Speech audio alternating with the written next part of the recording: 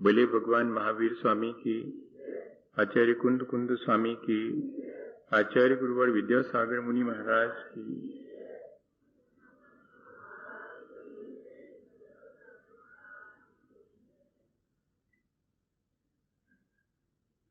हम सभी लोग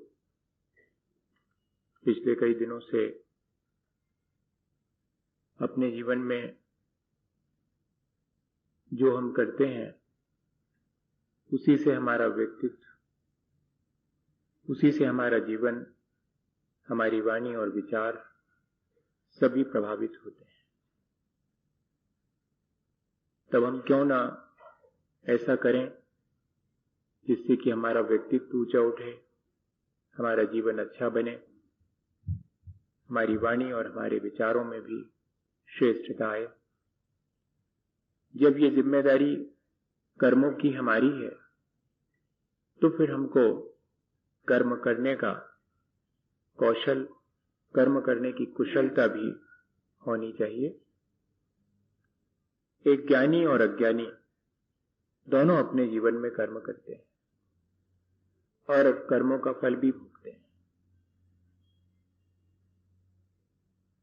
एक सफल और एक असफल व्यक्ति दोनों ही अपने जीवन में कर्म करते हैं।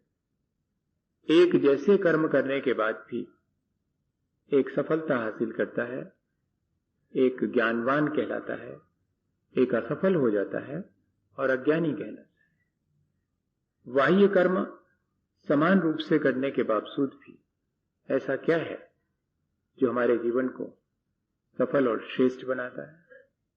तो असल में कर्म करने की हमारी जो कुशलता है वो हमारे जीवन को श्रेष्ठ बनाती है। और इतना ही नहीं, जब हम उन कर्मों का फल चखते हैं तब उन फल को चखते समय हमारी जैसी भाव दशा, हमारी जैसी मानसिकता होती है, वैसा ही आगे के लिए हम नया कर्म संचित करते हैं। एक ज्ञानी जब भी अपने भले और बुरे कर्मों का फल चखता है तब वो उसके लिए किसी बाह्य कारण को प्रमुखता नहीं देता। वो अपने ही भीतर झांक के देखता है कि यदि मेरे जीवन में कोई विपत्ति या संकट या दुख आया है तो मुझे किसी और से शिकायत करने की आवश्यकता नहीं है। मुझे अपने भीतर झांक के देखना होगा कि उस दुख, विपत्ति और संकट का कारण कहीं मेरे भीतर ही है। मैंने ही शायद ऐसा अपने लिए पहले कोई कर्म संचित किया होगा जिससे कि आज मुझे संकट और विपत्ति का सामना करना पड़ रहा है। ये ज्ञानी का सोच है। और इतना ही नहीं, जब दूसरे पर विपत्ति आती है तब वो ऐसा विचार नहीं करता कि ये इसके किसी कर्म के उदय से आई है। नहीं, कहीं ऐसा तो नहीं कि मेरे जीवन से इसको कोई दुख या विपत्ति या संकट का सामना करना पड़ रहा हो, इसलिए मुझे अपने जीवन को संभाल कर चलना है जिससे कि किसी दूसरे के दुख और संकट में मैं कारण न बनूं। मेरे दुख और संकट में कोई और कारण बनता है, इस बात का विचार न करते हुए मेरे दुख और संकट का कारण मेरे भीतर है, ऐसा विचार करना। लेकिन दूसरे पर आने वाले दुख और संकट में मैं कहीं कारण न बन जाऊं, इस बात का ध्यान रखना, ये है कर्म करने का कौशल। हमें पिछले दिनों ये बात बार बार विचार करने में आ रही है और हमें अब ये कुशलता अपने जीवन में सीख लेनी चाहिए। एक भिखारी एक अमीर आदमी के घर के सामने भीख मांगता है और कहता है कि भूखा हूं, 3 दिन से, कुछ खाने को दे दो। लेकिन उसके अपने भी किसी संचित कर्म का ऐसा संयोग है, ऐसा उदय है कि कोई उसकी इस बात को सुनकर विश्वास नहीं करता और उसके प्रति दया का भाव नहीं रखता। यह तो उसके अपने कर्म का उदय हुआ, लेकिन सामने वाला क्यों अपने उस दया और करुणा के सहज स्वभाव को भूल जाता है, यह भी विचारणीय है। और दुत्कार करके भगा दिया जाता है उसे, फिर भी वो थोड़ी और जब विनय करता है, याचना करता है, तब घर में जो सेठानी है वो आपे से बाहर हो जाती हैं और फर्श पहुंचने का जो गीला कपड़ा है वो उठा करके फेंक करके उसे मार देती है। लेकिन मजे की बात यह है कि वो भिखारी इसके बावजूद भी प्रसन्न है। मेरे लिए इन्होंने खाने की कोई चीज नहीं दी, इस बात के लिए दुख करना ये तो व्यर्थ ही है। मुझे कुछ तो दिया, इसके लिए मुझे धन्यवाद देना चाहिए। गीला कपड़ा फर्श पोंछने का फेंक करके मारा ऐसा नहीं कह रहा है, दिया मुझे, और मेरा सौभाग्य कि इतना तो मिला, और वो उसको रख लेता है। बहुत मुश्किल है ये। जब मैं उदाहरण इसको पढ़ रहा था तो मुझे लगा कि ये तो सब बातें पता नहीं कौन सी दुनिया की और कौन से संसार की बातें हैं, लेकिन है इसी संसार की बातें। क्या करें, मानना पड़ता है कि ऐसे लोग भी हैं। उतने ही अहोभाव से, उतनी ही प्रसन्नता से और वो ग्रहण कर लेता है और वापस लौट जाता है। रास्ते में तालाब के किनारे उस कपड़े को धो करके छोटी छोटी सी चिंदियां बना लेता है और शाम घिरने तक भगवान के मंदिर में जाके बैठ जाता है और दीपक में उन कपड़े की चिंदियों की बाती बना करके डाल करके दीपक जलाता है। और उस दीपक से भगवान की आरती करते समय क्या प्रार्थना करता है कि मेरा सौभाग्य, मैं आपसे अपने लिए क्या मांगू, सेठानी के लिए मांगता हूं कि उनके जीवन में क्षमा का दीप जले, उनके जीवन में प्रेम का उजाला हो। ईश्वर से मांग रहा है। ऐसा कर्म करने का कौशल, इतनी कुशलता क्या हमारे भीतर है? अपनी जरा जरा सी संकट और विपत्तियों और दुख में हम किस किस को दोषी ठहराने का मन बना लेते हैं और ठहरा भी देते हैं, लेकिन किसी को भी न वो दोषी ठहरा रहा है, न किसी से उससे शिकायत है। वो तो सिर्फ अपना कर्तव्य कर रहा है। आपने मुझे जो दिया उसमें मैं बेहतर क्या कर सकता हूं, मुझे मेरे अपने संचित कर्मों के फलस्वरूप जो भी भला और बुरा फल चखने मिला उसमें मैं कैसे कुछ बेहतर कर सकता हूं, ये विचार। कोई भी मुझे भला और बुरा फल नहीं देता, मेरा किया हुआ मुझे भला और बुरा फल देता है। अगर ये चीज हमारे मन में बनी रहे तो हम आसानी से इस संसार में दुखों को जीत सकते हैं। अपने लिए दुखों का इंतजाम हम सोचते हैं कि कोई और करता है, लेकिन अपने लिए हर व्यक्ति दुखों का इंतजाम खुद करता है। जैसे हम अपने लिए सुख का इंतजाम करते हैं, किसी दूसरे को उसका श्रेय नहीं देना चाहते। बताइए कौन अपने सुखों के लिए दूसरे को श्रेय देगा? किसी ने दिया आज तक? किसी ने नहीं दिया होगा। मैं सुखी हूं, मैं अपनी वजह से सुखी हूं, किसी और की वजह से सुखी थोड़ी हूं। लेकिन मैं दुखी हूं तो किसी और की वजह से दुखी हूं, मैं अपनी वजह से दुखी हूं। ये ध्यान ही नहीं जाता।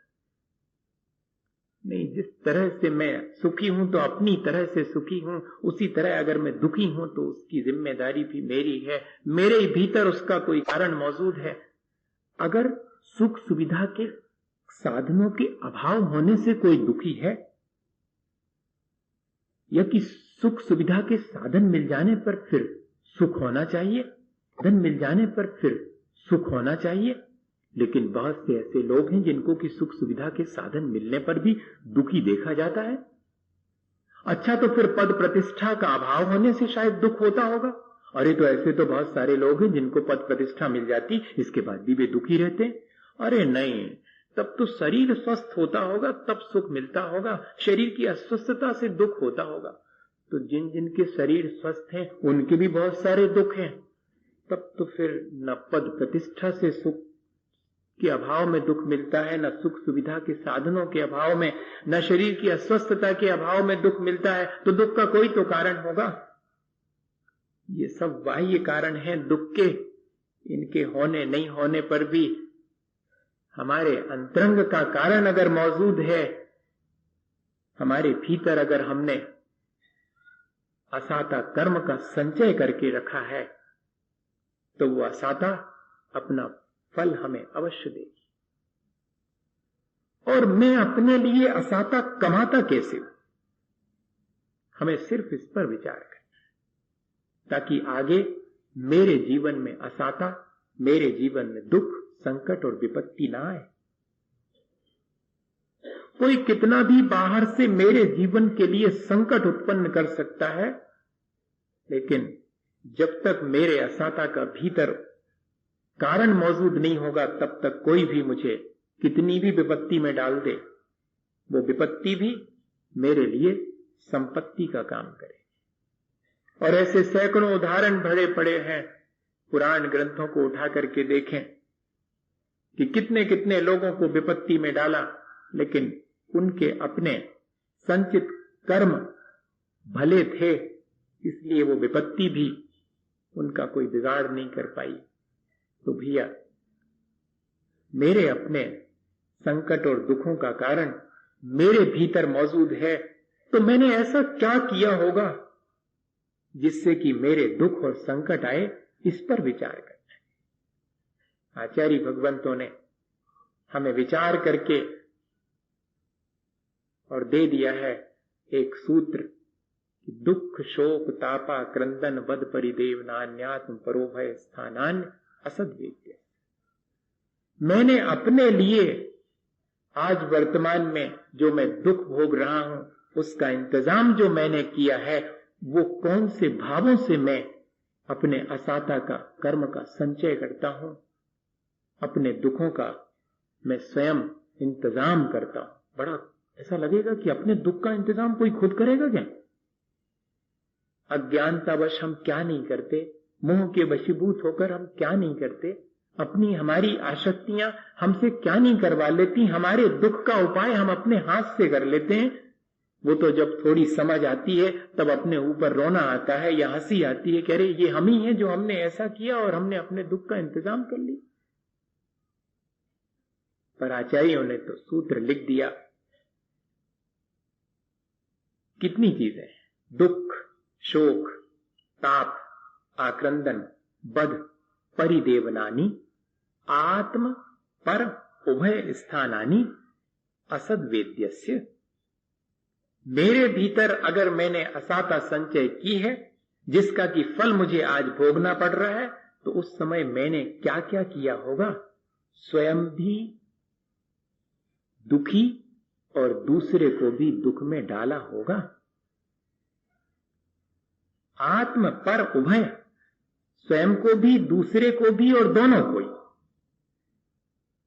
मैंने दुख का इंतजाम किया होगा, दूसरे के लिए दुख का इंतजाम किया होगा, या कि स्वयं भी अपने जीवन में मैंने लगातार दुख का एहसास किया हो। दुख होने पर दुख का एहसास ना हो, हाँ ऐसा संभव है। हम सोचते हैं कि दुख में दुखी होने से ये दुख कट जाएगा। नहीं भैया, दुख तो झेले झेले कटता है, दुख तो दुखी होने से और बढ़ता है। देख लो आप, थोड़ा दुख है और आप अपने तरफ से दुखी हो लो तो कम हो गया क्या दुख, और बढ़ा ही और गया। आचार्य भगवंत कह रहे हैं कि दुख के निमित्त मिलने पर जो और दुखी होता है और दूसरे के दुख का इंतजाम करता है, मानिए वो अपने लिए असाता का संचय करता है। दुख इष्ट का वियोग होने पर, अनिष्ट का संयोग होने पर जिस तरह पीड़ा के परिणाम होते हैं, वे सब हमारे नए दुख का इंतजाम करते हैं। और ये तो 24 घंटे हम लोगों के साथ लगा हुआ है। इष्ट का वियोग हो गया, अनिष्ट का संयोग हो गया, किसी ने कठोर वचन कह दिए, मन पीड़ा से ग्रसित हो गया। बहुत सावधानी की आवश्यकता है।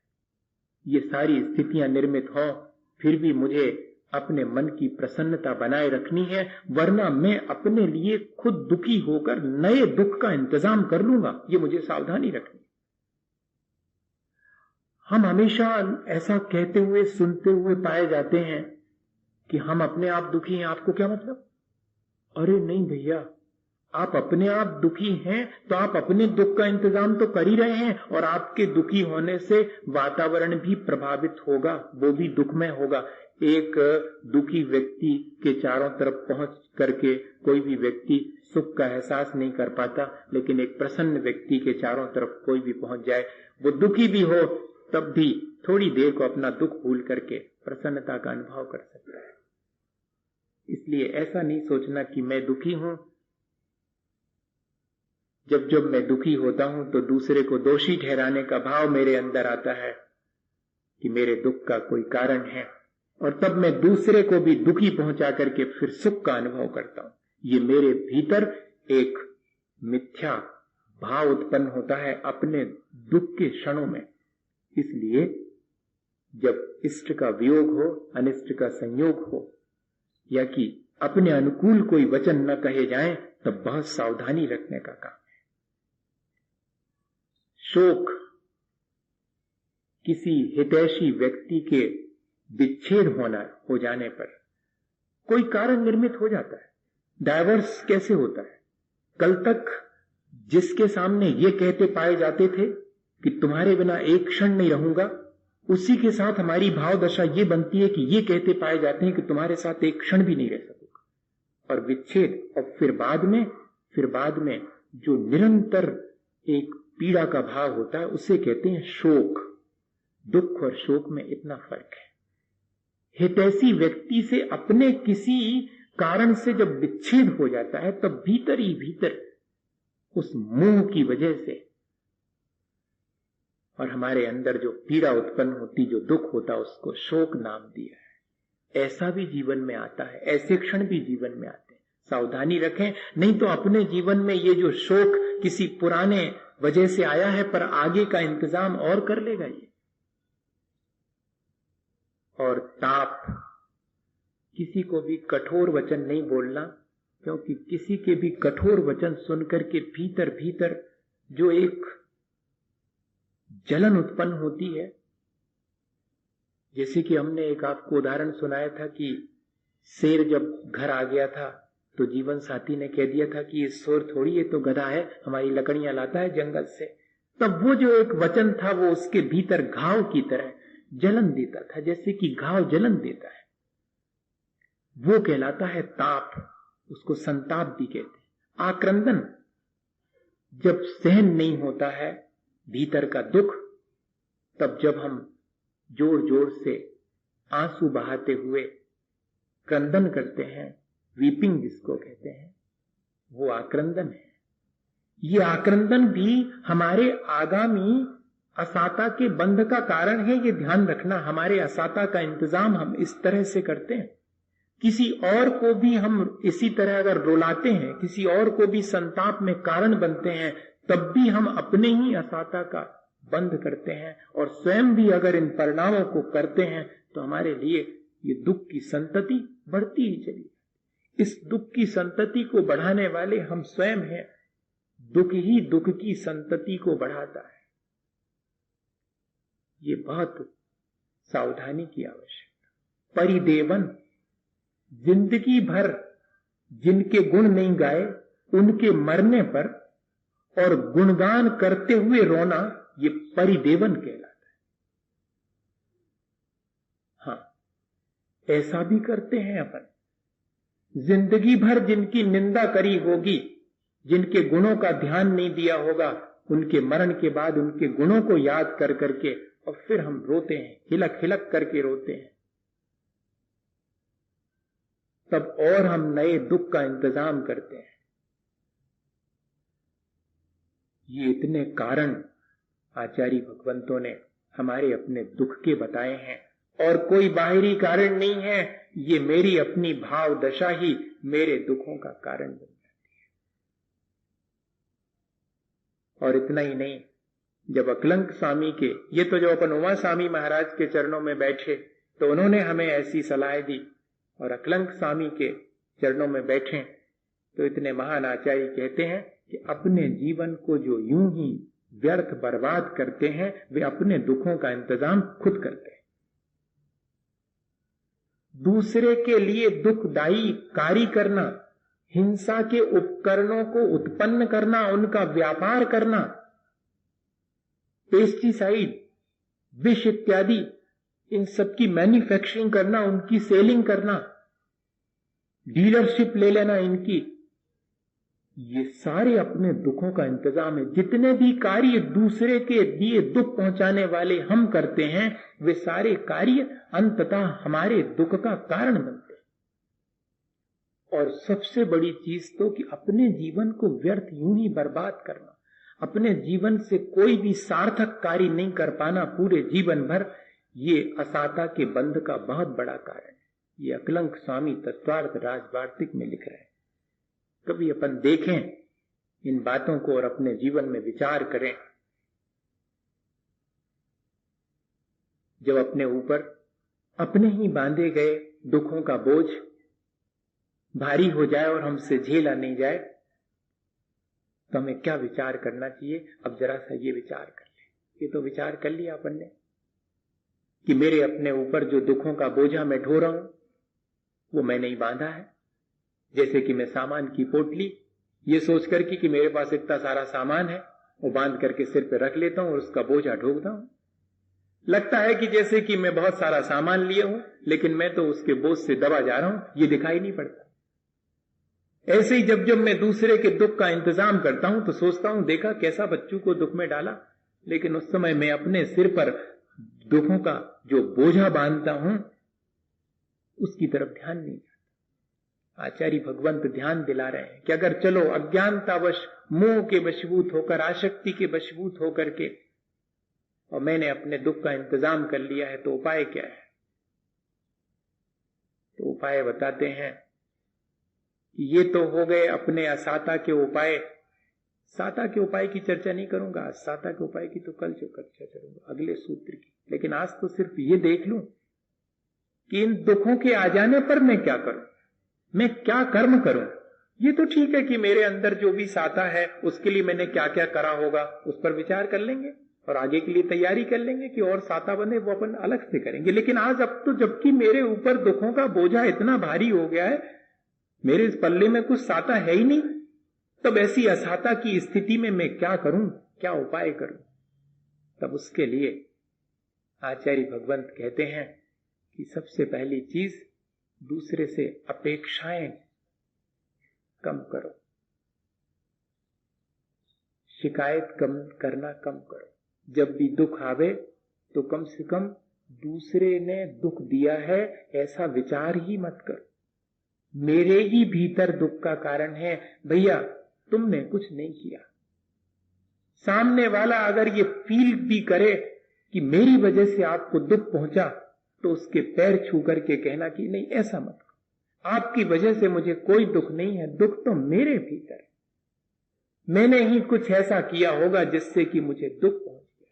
कोई अगर मुझे दुख के कारण भी निर्मित करे तब भी मैं उससे यही कहूं कि तुमने मेरे लिए तुम क्या दुख दोगे मुझे, मेरे कर्म मुझे दुखी कर रहे हैं, तुम्हारे कर्म तो तुम्हें दुखी करेंगे, मुझे थोड़ी दुखी करेंगे।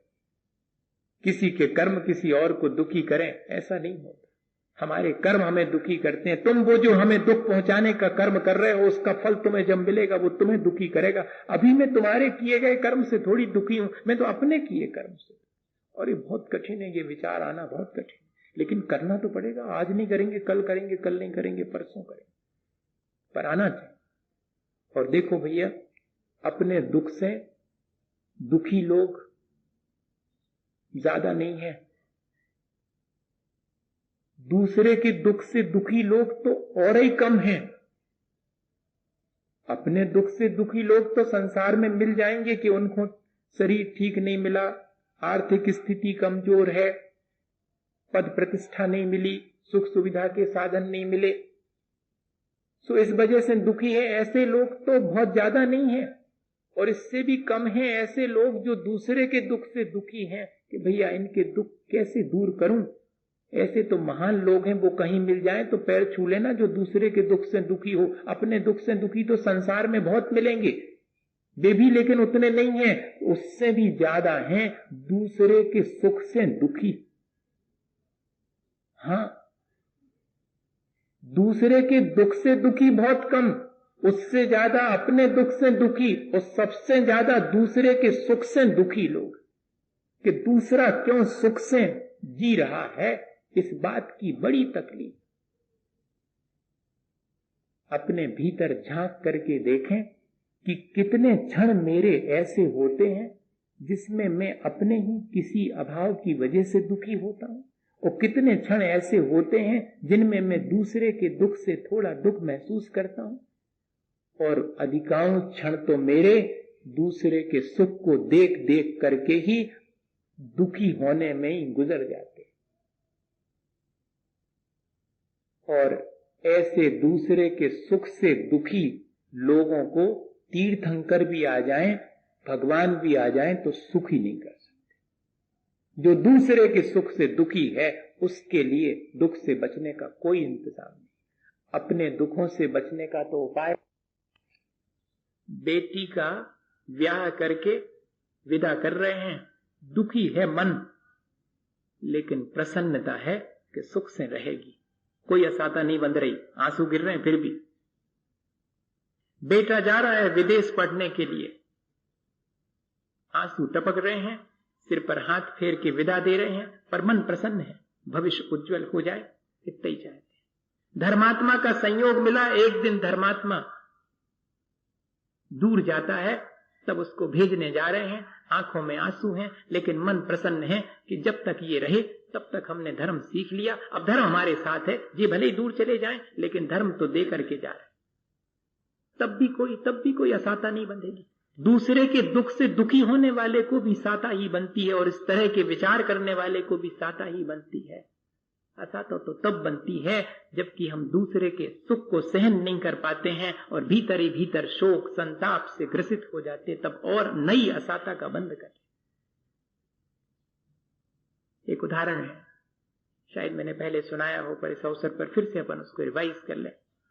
कैसे हम अपने लिए दूसरे से दुख कमा लेते हैं, हमारे अंदर आदत बन जाती है, कितनी भी सुख सुविधाएं हमें मिल जाएं फिर भी हम सुखी नहीं हो सकते, कितना भी सब हमारे लिए फुल फैसिलिटीज मिल जाए, लेकिन जिसने दुखी रहने की आदत बना ली उसको भगवान भी सुखी नहीं कर सकते। हमें इस आदत को छोड़ना चाहिए, अपेक्षाओं को घटाना चाहिए, शिकायत की प्रक्रिया को कम करनी चाहिए, तब हम दुख से बच पाएंगे। और इतना ही नहीं, मैंने जीवन में जो सार्थक किया है उसका विचार करने से दुख कम हो जाते, निराशा नहीं होती। हाँ, एक पेड़ की पत्ती टूटते समय कांप रही थी, कवि ने कल्पना करी और उसको दिलासा दी कि तुम क्यों कांप रही हो, तुम क्यों घबरा रही हो, अरे तुम्हारा जीवन तो सार्थक हो गया, तुमने वो जो थोड़ी सी छाया किसी को दी है, ये क्या कम है? उस एक पत्ती से भी थोड़ी सी छाया तो हुई होगी, इसका विचार करो। मेरे अपने जीवन से दूसरे के लिए कोई जो लाभ पहुंचा होगा उसका विचार करना और अपने दुख को झेल लेना, ये भी एक दुख से बचने का उपाय है, दुख आ जाने पर। और वो जो मैं आपसे कह रहा था कि कैसे हम अपने आप के स्वभाव में दुख डाल लेते हैं। एक बेटे से पिता को हमेशा शिकायत रहती, आपको याद आ गया? और उनने अपने दोस्त से भी कहा कि बेटे को जरा समझा देना, हमारी तो जिंदगी इतनी निकल गई, हमारे मन की एक काम नहीं करता, वो सब उल्टे उल्टे काम करता है। तो उनके मित्र ने बेटे से कहा कि भैया पिताजी की कितनी रह गई, कम से कम उनके मन की तो कर दे, तू करे। कहले कहां तक मन की करें, जो करते हैं उसमें उनको दुख। कहले बताओ फिर भी हुआ क्या? कहले हमने नए कपड़ा बनवाए, पिताजी से पूछ के बनवाए थे, और हमने भी नए कपड़े पहन करके दुकान पहुंची, सो कहले हो हम कमा कमा के रखत जा रहे हैं, जी साहब ज्यादा बने मिटा रहे हमारी संपत्ति। हमने कहा ठीक है भैया गलती हो गई, हमने बेकार में जी पहने, हम खराब वाले पहन लेंगे, जो पुराने पड़े वही पहन लेंगे। हम 4 दिन के बाद दुकान पे फटे तो नहीं थे, पुराने थे, पुराने पहन के गए, सो कहने कि लजवाओ ने अभी हम कमाऊ थे, कम से कम सामने तो अच्छे पहन लू। अब बताओ आप, अब जिस व्यक्ति को किसी भी स्थिति में सुखी नहीं रहना, हर स्थिति में दुखी रहना, तो हम क्या कर सकते हैं? ऐसे लोगों के सुख का कोई इंतजाम नहीं कर सकता, भगवान भी नहीं कर। भैया इस आदत को छोड़ना चाहिए। अगर अपने भीतर ये आदत पड़ गई है ऐसी कि हर एक काम में जो है हमें दूसरे के, अपने जीवन में दुख निकालने की आदत पड़ गई है हर एक चीज से, तो नहीं, ऐसा इससे अपना जीवन सुधरेगा नहीं। और आखिरी बात कि अब अपने जीवन में सावधान हो जाएं कि दूसरे को मेरे से दुख ना पहुंचे, कम से कम दुख पहुंचाने का मेरा भाव तो न रहे। हो सकता है मैं सुबह से शाम तक उठूं बैठूं, आऊं जाऊं, बोलूं खाऊं, मेरे नहीं चाहते हुए भी दुख पहुंच सकता है, पर मैं चाहा नहीं कि किसी को दुख पहुंचे। मेरी मानसिकता तो कम से कम मैं ऐसी ना रखूं कि किसी को दुख पहुंचे। और फिर इतना ही नहीं, मैं अपनी क्रियाओं को भी जरा विचार करूं। ऐसा ना हो कि मैं भले ही दुख देने का विचार नहीं करता, लेकिन मेरी क्रियाएं जरा अव्यवस्थित हैं तो उनसे दुख पहुंचता है, तो मुझे अपनी क्रियाओं को भी व्यवस्थित करना। मेरा भाव तो खराब नहीं है, लेकिन मेरी वाणी सुनकर के दूसरे को क्षोभ उत्पन्न होता है, दुख होता है, तो मैं जरा अपनी वाणी पर नियंत्रण कर। ठीक है, मेरे मन में तो ऐसा कोई भाव नहीं। कई बार ऐसा हो सकता है कि मन में भाव ना हो और वाणी से कोई चीज ऐसी निकल जाए, तो बाद में हम अपने को संभाल सकते हैं कि भैया मेरा आशय ऐसा नहीं था। ये चीज हमें सीखनी पड़ेगी, ये कर्म करने की प्रक्रिया हमें सीखनी पड़ेगी। अगर हम अपने लिए आगे और दुख नहीं चाहते हैं, जितने दुख हैं उनको हम कैसे झेलें और उनमें हम अपनी प्रसन्नता को कैसे बरकरार रखें, ये हमने सीख लिया। और अब हम आगे के लिए दुखों का इंतजाम दूसरे के लिए ना करें, तब हमारे लिए भी दुख दूर हो जाएंगे। एक कैसे ये होता है कि जब हम दूसरे को तो देते हैं दुख और वो लौट करके हमारे ही ऊपर आता है। अच्छा देखो, किसी गुफा में, किसी गुंबद के नीचे खड़े होकर के जोर से बोलो, गाली दो, तो क्या होगा? वापस लो, अपनी वापस ले लो। ये संसार भी इसी तरह की प्रतिध्वनियों का संसार है, जिसमें हमारी ध्वनि लौट करके हम तक आती है। यहां हम जो फेंकते हैं वो हम तक वापस लौट करके। ये सावधानी हमारी है कि हम देख करके और कार्य करें। कैसे? एक उदाहरण है। सबके जीवन में ऐसा घटित होता, किसी के जीवन में तुरंत होता। असल में क्या है ना, मुश्किल ये है कि ये कर्मों का फल जो है वो पूरा का पूरा अगर तुरंत ही मिल जाता तो लोगों की समझ में आ जाता, लेकिन ये थोड़ा बहुत तुरंत मिलता है, बाद में मिलता है, तब तक हम भूल चुकते हैं कि जी कौन सी चीज का फल आवे तो हमने कच्चू नहीं करो, और जो एक और मुसीबत आ गई, हम अच्छे चले जा रहे और जब मुसीबत आ गई। ये असल में तुरंत के तुरंत मिलकर के हिसाब चुकता हो जाता तो भी था, लेकिन ऐसा नहीं है। इसके आफ्टर इफेक्ट्स बहुत होते हैं, दूरगामी परिणाम बहुत होते हैं जो हम एक क्षण में करते हैं। वो कहते हैं ना कि तवारीखों के वे मंजर भी हमने देखे हैं, जब लम्हों ने खता की और सदियों ने सदा। एक क्षण को हम चूके थे और कई दिनों तक हमें उसका पनिशमेंट, उसका फल भोगना। ऐसी स्थिति हमारे साथ बन जाती, इसलिए बहुत सावधानी की आवश्यकता। किसी के जीवन में तो तुरंत रिटर्न होके आता है। उसका उदाहरण है एक व्यक्ति, ये माने सच्ची घटना है।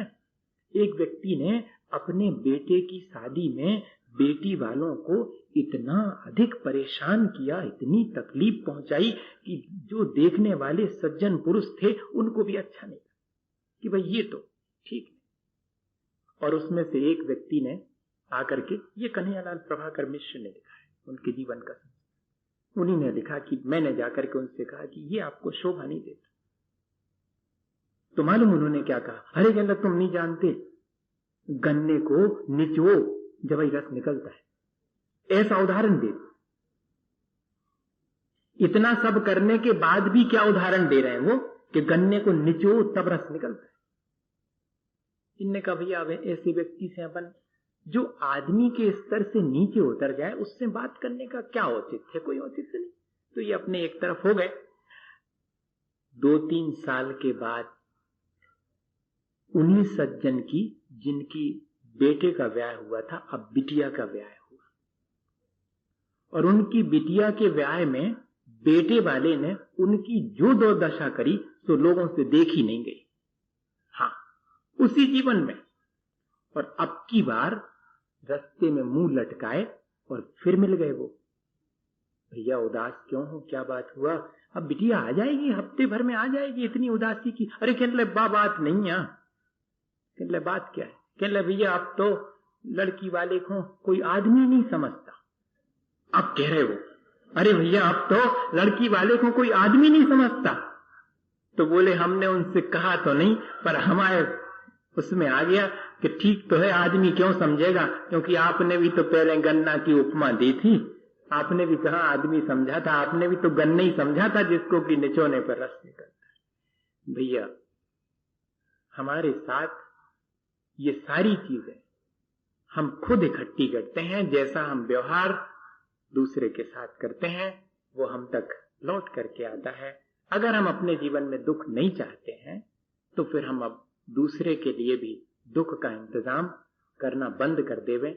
और अगर अपने जीवन में कोई दुख आता है, संकट और विपत्ति आती है, तो उसके लिए भी दूसरे को दोषी ठहराना, उससे शिकायत करना अगर हम बंद कर दें। और तीसरी बात भैया, दूसरे के सुख से दुखी होने की आदत छोड़ देवें और सिर्फ इतना ही विचार करें कि मैंने कुछ ऐसा किया होगा जिससे कि मेरे जीवन में ये दुख और संकट और विपत्ति आई है। अब मैं ऐसा नहीं करूंगा जिससे कि मेरे जीवन में दुख और विपत्ति आवे। अगर यह कर्म करने की कुशलता हम सीख लें तो हमारा जीवन जरूर से बहुत अच्छा बनेगा, इसी भावना के साथ कि हम सब अपने जीवन को अच्छा बनाएं। बोले आचार्य गुरुवर विद्यासागर मुनि महाराज की।